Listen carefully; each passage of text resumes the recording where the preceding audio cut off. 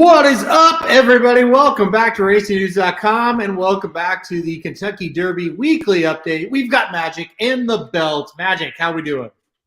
Pretty good. Happy to be here. Thanks for. I know we moved the time around. I think 3 different instances, just so that I could be on here. You didn't have to try and do this yourself. I know that there are some teams in the league that believe that you cheat with the random number generator online, but I am here to make sure that there continue to be no shenanigans. That's the word.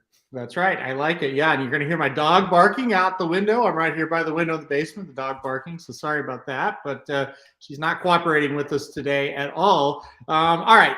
We'll do the shake first. We'll get the fantasy league stuff out of the way, and then we'll talk about some of the horses that are going to get claimed right now on the show, and kind of talk about the prospects of those horses. We'll also talk a little bit about what happened last weekend, and then we'll get you out of here. So first and foremost, we're going to have a two-way shake for Jace's Road. Of course, Jace's Road won the Gun Runner Stakes at Fairgrounds. So we're gonna have a shake for him. Shoddy and Davey are involved in the shake, and also Dan and Michael involved in the shake. So Shoddy and Davey will be 1, Dan and Michael will be 2. All right, I'm just gonna click this so everybody can see it change. Well, see, it changes 1 or 2.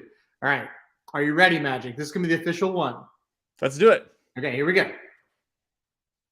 2. So Dan and Michael will pick up Jace's Road. Dan and Michael going to pick up Jace's Road.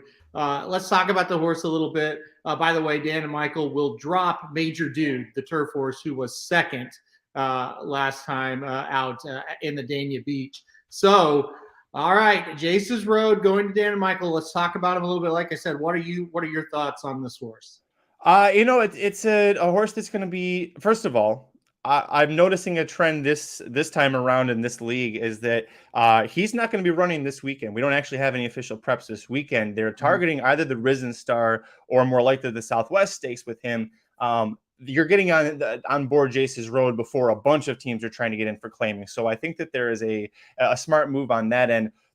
You know, it's Brad Cox, it's Florent Giroux, or at least Giroux rode him last time out, and he's got a big purchase tag price. So you know they're going to keep running him.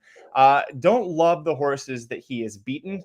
He won his debut at Ellis Park, it was a big win there, and then looked good in the Gun Runner, but I kind of question what he was facing in that race in terms of talent. So he needs to take a big step forward. But he did get a 90 buyer. I don't know what his time form translated to, but he did get a 90 buyer, and if he's going to be at Fairgrounds, for example, he won the Gun Runner on the front end. That's usually how you win those races, is being very close up front. So good there. I don't love that he didn't do that great in the Iroquois or in the Street Sense, but maybe he just wasn't a sloppy horse. Maybe that was a very sloppy addition to the Street Sense. So maybe that's what the issue was there. A decent pickup for them regardless. Yeah, I think so too. It's better than Major Dude, a horse that's going to be a turf horse and not that good of one. The thing about it is with Jace's Road is I'm kind of with you. It's like, yeah, I didn't love the race. It wasn't outstanding, but it wasn't bad at all. But if you do believe in the buyers, they're pretty similar, these horses that are coming in. Before we get to the other claims, I guess we'll kind of maybe talk about that, because Reincarnate, a big winner of the Sham, he got a 95 buyer. And I believe Lugan Knight, wasn't he like an 86, I think, for his buyer in the Jerome? It was something in the high 80s, I think. Just quick thoughts on Reincarnate and Lugan Knight this week or last weekend. Reincarnate beat, National Treasure was a horse that a lot of us thought could be a Baffert's, like, I would say B+ 3-year-old crop. He kept running behind Cave Rock. He didn't hit a perfect trip, but he had the kind of trip that if he was good enough, he probably should have won. Reincarnate surprised me. And, it's a horse that Baffert had kind of alluded to being not a plotter, but just like he doesn't have a lot of gears. He just kind of keeps running and running. And I thought Baffert intimated that this is a horse that, wants a mile and a half. So you would think a mile in the Sham, is that really against stakes horses, is that going to be good? He rebroke. He had the classic Baffert rebreak, and we haven't seen that from him before. So he did show a new gear there. Honestly, though, that group from the Sham, from the fantasy perspective, Reincarnate seems like a great horse to own. Moving forward, I think that this is definitely his second tier of horses. So, if you got the 16-1 price on him, congratulations. That was a nice price.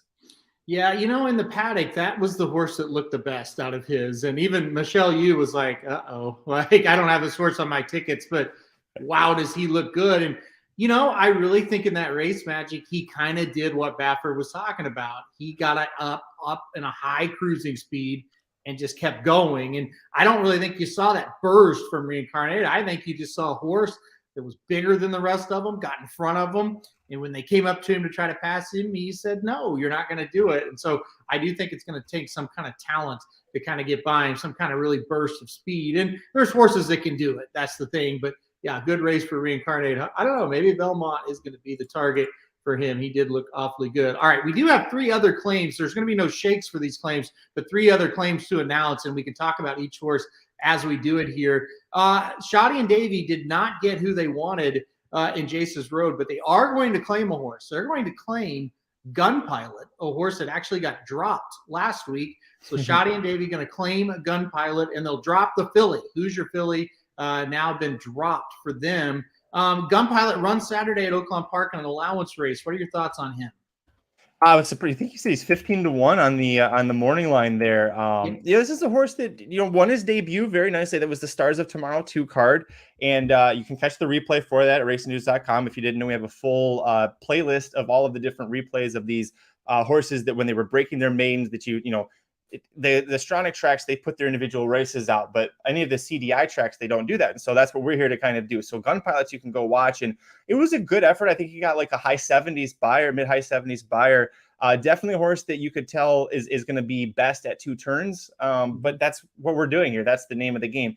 It sucks for them that they're losing their second round pick, but it was a pick that a lot of us kind of raised our eyebrows, especially going that high. But unlike a lot of teams in the league, Aaron, it seems like this fan group has already learned their lessons and they've moved on. So it's good to see that they're going to be doing the right thing. And as Shoddy said, they really did want Gun Pilot. She was very upset that they thought for sure they were getting him in the 5th round. I think he went like 1 or 2 picks before they got him. It's going to be a really interesting race. 2 Eagles River, a horse that Lugan Knight, 2 Eagles River beat Lugan Knight the last time they faced. He's back in this race off short rest. Gun Flash for Carl Broberg's a pretty nice horse that's in the race. And then Brad Cox has 2 with Verifying and Judo, both pretty nice prospects in this race. So there's a lot of different angles here. There's no way Gun Pilot's going to be 15-1 when they go off.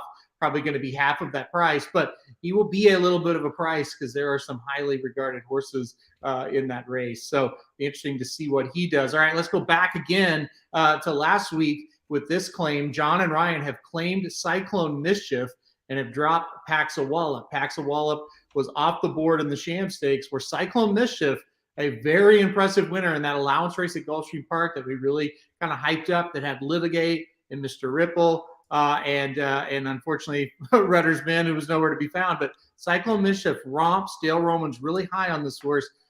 I know your thoughts on Dale Romans. Try to keep them at bay and talk about the horse a little bit with my comment. What do you think of Cyclone Mischief?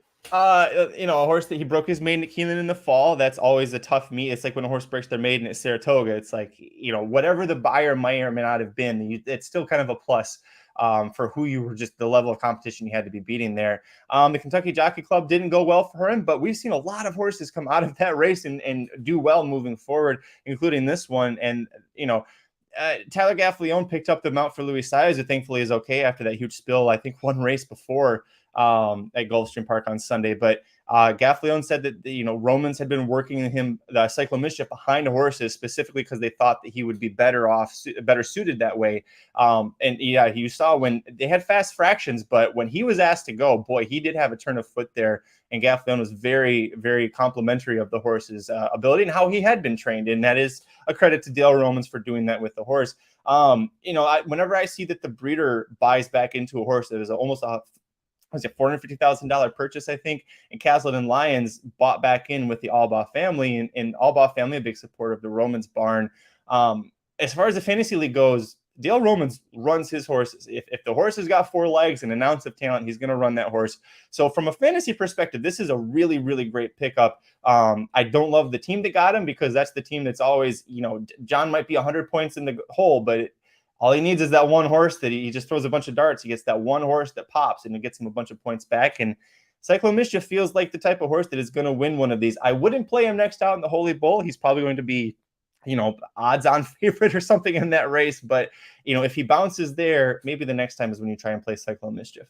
Yeah, it's going to be interesting. I told Ryan, I said, do not let John drop this horse immediately when he runs 8th in the Holy Bull, because it's Romans. They'll keep running him. Be patient with him. And that is not their strong suit. They drop horses immediately after bad finishes. I said, don't do it with this one. He will run this horse as much as totally possible. And so that's going to be interesting to see. One quick note before we go on. Jared says, how long until Dale says it's the best 3-year-old he's ever had? He's already saying it. So how long? I think right after the race. That was over. Yeah, as soon as somebody put a microphone in his face, he said, oh, that is one of the best I've ever had. And he did have Shackleford, was a really great horse in his own right. So that is big praise from Dale. Yeah, for sure. And, the last thing I'll say about it, Romans or not, and all the jokes aside you want to make with Dale, I have heard about this horse for a long time. Even before the horse, had the first race, I heard, hey, Dale's got one, Cyclone Mischief. He's pretty good. And so I've always had that in the back of my mind, and I've always had, shown respect for the horse. So Cyclone Mischief going to be really interesting to see how he does. I think he does have talent. So we'll see if Dale Roman can get the most out of him. Okay, one more to announce, and then we'll get off of here. This is an interesting one. John and Ryan also going to drop Neural Network, the horse, a very bad claim. I'm just going to say it. Last weekend, did not do much in the Jerome. However, they dropped him, and now they're going to go for Nuclear. This is a horse without a start, but Magic, we think Nuclear is getting very close to a start for Bob Baffert. We think it might be Saturday at Santa Anita. What have you heard about Nuclear? Is he with Baffert? I thought he's with John Sadler, actually. Oh, did I say Baffert? I'm sorry. John Sadler. You're right. I'm sorry. No, it's the one that was, I think a lot of us in the fantasy league, we had notes on horses that were unstarted, unraced. That's a better way to put. And this is one of the ones that I kind of looked at, a $1.5 million son of $1.5 million yearling. So it's not like he had breezed and they went, oh shoot, he went 10 flat for his work at the sale. No, he was just a little baby yearling, and they decided to spend a little over $1.5 million on him. The Damn Sire, the Damn True Feelings. She was a great horse early on in her career, but the Justifies are running. Justifies like the gun runner, right? That they just keep running and running. They're so good with all of these different horses. I don't know much about the horse beyond just I know that the Sadler barn is pretty high on it, but they have a couple of very, very, very high priced 3-year-olds through West Point thoroughbreds, and this is the one that's getting the start before a couple of the other ones. So we'll see how it goes. We've seen John do this before. I've lost a shake with John and Ryan trying to claim an unraced horse before its debut, and that horse ended up not doing well. But I'm thinking about who's going to be in that race. I don't know that there's really anyone that Baffert has that's going to be scary, and so that does kind of stand out that Nuclear should at least get the win or be very strong in that position. Yeah, hopefully we do kind of see that he does debut in that race. And Michael's right. I'm used to every horse debuting being Bob Baffert at California. And also the other thing, I was looking at the horse and it said Justify as the sire up there, and so I just justified Baffert and had a little bit of a mishap there. But yeah, John Sadler is what I meant to say in that situation. We'll see. And we're just speculating that he's going to entry or he's going to enter. We'll get those entries out tomorrow. We do know that maiden special weight is at least on the overnight, or not the overnight. It's a condition book. And so we'll see if that race fills, and then we get to see Nuclear or not. All right. No preps this weekend, but like I said, we do have those very interesting races. We got a maiden special weight at Gulfstream that's going to be interesting on Saturday. We've got an allowance at Tampa Bay on Friday that has a couple of horses of interest as well. So we got a lot going on, even though it's not no Derby prep season. So all right, used to I would sign off with who is your Kentucky Derby pick as of right now, Magic? Is it too early though to do that? Yeah, okay, Mike and I yesterday on the Magic Mike show, Mike and I he had the odds pulled up for for Bovada as of right now, and White Abario's younger brother, who is unraced, probably it's still a week or two away from starting. He's 50-1. He's 50-1. Curly Jack is 100-1, and it's like that. That's how much in flux all of this is. It's really crazy. So I'll say Cave Rock because that's who we drafted, but it's also a Baffert horse. There you go, Michael. So it's so hard to tell this far out. It's January 10th. I don't think we can really honestly pick one and give a good account of it yet. Yeah, we'll see. Look at this. Cave Rock, and then Michael Myers says Cave Rock is a donkey. So how about that? I gotta say, I really trust the opinion of someone who drafted a turf horse and then bragged about how that turf horse was gonna get them points. So yeah, no, keep those opinions coming, Michael. Yeah, love it. Hey, the good news is the turf horse is now off the team because they won the shake for Jace's Road. So that's good news. When is the next big race? Well, the next Kentucky Derby prep race will be not this Saturday, but the next Saturday, I believe. What is the date on that? The 21st, 20th? I don't know. 20 or 21st. Next Saturday. Yeah, the LeCompte at Fairgrounds. So that'll be the next big prep race. And then the next weekend is obviously the Pegasus. And then we get right into the big preps starting in February after that. So we got a lot of fun. We got a little breather here. And then next week we'll be right back here with the LeCompte. All right, Magic, any final thoughts? We'll have a couple of previews this week over on the website. Anyway, there is the big, like as you mentioned, the Gulfstream Park race 8 on Saturday, January 14th at Gulfstream Park. It kicks off the late pick 4. Vinny from Real Dynasty is going to do a preview of that. Kings Barnes is a fantasy horse that Paul drafted. Free beers, $800,000 son of Uncle Mo, debuting for Pletcher. Luis Saez is named to ride. And there's also a Safi Joseph horse in there, Sarah Shaman, that's been firing bullets. So watch out for that one. Oaklawn's got a maiden special weight that you talked about. And then that Friday, Tampa is race 6. You've got Point Proven, Prairie Hawk, Classic Catch, all worth watching. It's a 6-horse field, and actually 3 of them I think are really worth paying attention to. And it's Tampa on a Friday. That's weird. But hey, check it out. You know what? We get that sometimes. At Tampa. You get those random ones, and every once in a while one pops up that's really good. So we'll see if we see it, and we'll see what happens. All right. My cat is going nuts. I don't know if you've been hearing her. She's running around. She's going crazy. It's great. Darby. So, what a life. All right. We're going to get off of here, guys. Thanks, everybody, for watching this video. You got kids. I got cats. We just need to buy a cage, Magic. I've been telling us that, and we just don't do it. So, all right, guys, we're going to get off of here. We will see you next week for the Kentucky Derby update. RacingDudes.com is your home for the best free picks for every race, every track across the country. We're ramping up for the 2023 Kentucky Derby, and we want you to join us in the fun. Subscribe to Racing Dudes YouTube channel and click the notification bell so you never miss a single video. Want to make money betting horses? Bet with the Racing Dudes.